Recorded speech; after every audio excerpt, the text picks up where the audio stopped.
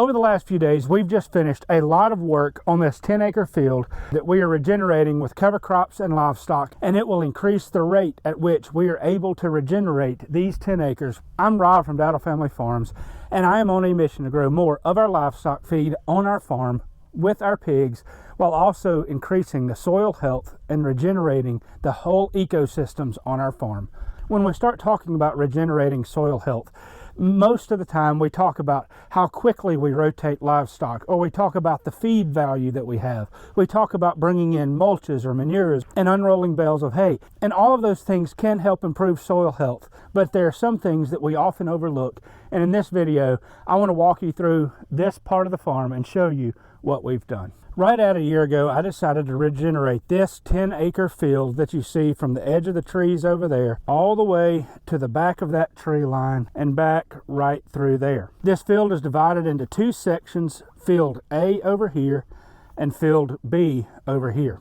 Field B, we put pigs in. We rotated them in last winter and then this summer as well, and I'll do a separate video on it. But in field A, we were planning on feeding about 60 bales of hay, and 60 bales of hay could produce a lot of nutrients in this field. The problem that we ran into, however, is that the field was wet. It was going to mar up the field a lot. Tractors would have gotten stuck. The guy delivering hay got stuck, and I did not want to have to deal with that hassle. So we fed the hay on a drier part of the farm. This summer, I planted a cover crop mix of sorghum sudan grass, hybrid pearl millet, buckwheat, sunflowers, cowpeas, and a few other cover crops. It's our typical warm season cover crop mix, and then we grazed it with the cows. But we ran into 2 or 3 problems. The first problem that I ran into is that the sorghum sudan grass that we planted was a better variety for grazing. The seed itself was $90 a bag, but what I've noticed is some of the cheaper varieties of sorghum sudan grass, they're much more vigorous and they may not graze quite as well, but they grow more rapidly and they can produce tons and tons and tons of dry matter per acre. So to transform poor soil, I think the cheaper varieties are better. In July, I ended up in the hospital with major abdominal surgery, and I was not able to graze this section as well as I wanted to. We had one moderately successful grazing in this 5-acre field, but the biggest hurdle that we had is we did not have shade or water in this field. We do have municipal water on this part of the farm, but the water spigot is about 800 feet away. And even though we transport water for pigs, they only consume about 1 gallon of water per day. It varies a little bit. In 1 hour, we can carry enough water for all our pigs for the entire week. However, it would take 2 or 3 hours to haul that much water for cows, and it just was not worth the hassle. At some point, we'll build infrastructure in this field so that we'll have water easily accessible, but that's going to be a little while before we get that done.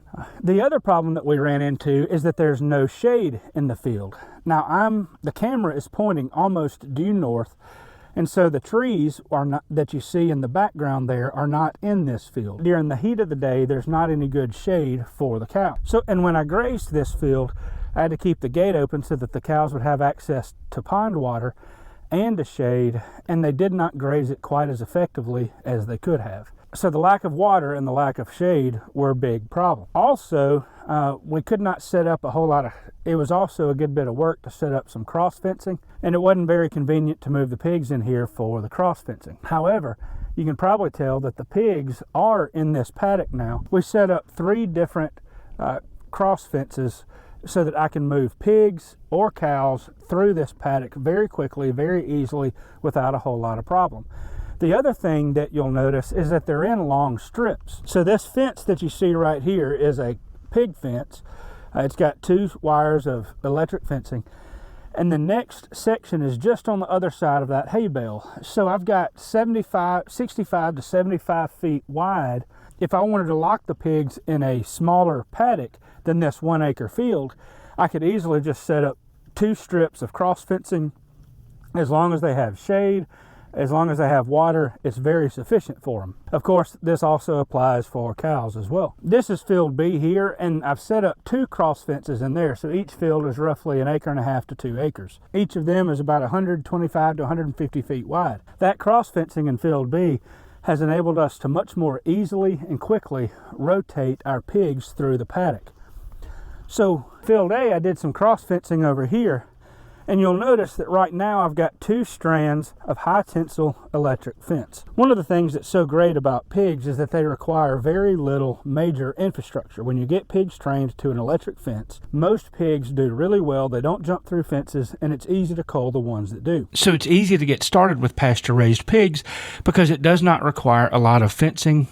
You can use temporary electric fencing, a small solar charger, and for just a few $100s, you can easily get started raising pigs on pasture. The problem that we run into with portable electric fencing is that if you move your pigs frequently, it can take an hour or more to move the pigs every time you want to move them. However, when you set up this permanent high tensile electric fencing, the pig moves can be so much quicker, so much easier. It reduces your time. And when you need to move pigs to a new paddock quickly, it's easy to go on and move them in with just a few minutes of prep work. The pigs that I moved into this paddock, I had not originally planned on having them here. There's very little forage for them to eat, but the beautiful thing about it is they're depositing manure in a field that needs the fertility, and I can easily move the pigs into the next paddock over or another paddock over to deposit manure there, or I can put them into the woods. Having the permanent high tensile electric fencing already in place makes it so much easier and gives you a lot more flexibility to move the pigs wherever you need to without having to spend several hours setting up T-posts all along this big 5-acre field and moving it around with the temporary fencing. It just so much easier. In addition to the fencing, we've added another resource in this field in the northwest corner. Let me take you over there and show it to you. But short of a long story, we wound up having someone come in with a 50,000-pound excavator, and in just a few hours he was able to dig this pond. From ground level, it varies between 10 and 12 feet deep. It's low enough that it hits a little bit of a water table, so it actually filled up. In the middle of the drought, it filled up with about 3 or 4 feet worth of water. The beauty of this pond is we have a water source for our cows. So we can grow the sorghum Sudan grass out here, and for cows, we've got an easy water source for them to drink out of. We've also got cross fencing set up, so it's easy enough for the cows to graze the sorghum Sudan grass. And we can also irrigate out of this pond in the fall if we have real dry weather, and that irrigation will allow us to grow good cool season brassicas for our pigs to graze this time of the year, which we have not been able to do with our feeder pigs. The pigs will always be fenced out of this pond. Pigs love to swim and they'd have a blast. Don't want them messing up the water. The biggest benefit of having this pond dug is it forced us to rework our fence systems. Where the pond's located, we had 3 fences coming together, and I had to pull up all those fences. The short of a long story is what this enabled me to do is rework Field A and to move the fences back so that they were in the shade. And then those 3 paddocks, one of which the pigs are already in, the pigs have shade in, the cross fencing is in, and it's ready to go. The biggest benefit, it was so easy for me to move the pigs into that 1-acre field. Now, even though the pigs are not getting much nutrition from the paddock, the benefit is that they are broadcasting a lot of manure in the field. They'll now have deep shade in the summer so that I can graze the pigs in this field so much easier without having to worry about temporary shade shelter structures. And temporary shade shelters do not provide quite as much cooling as we find in deeper wooded paddocks. So all this to say, if I did not have these resources quickly and easily at hand, the permanent fencing set up, the water in the field, the shade in the field, then I would not be able to go on and move the pigs in there now. And now I can move the pigs in there much more easily over this coming summer because the pigs and the cows will have everything they need to survive and to graze the cover crops much more effectively. We often talk about mulches, specific cover crop species, livestock, how quickly we rotate livestock through a field, but some of the most neglected resources we talk about on a regenerative farm are having infrastructure in place that is low cost but still saves a lot of time, energy, and money so that we can effectively graze and work the fields the way we need to. Take care and have a great day.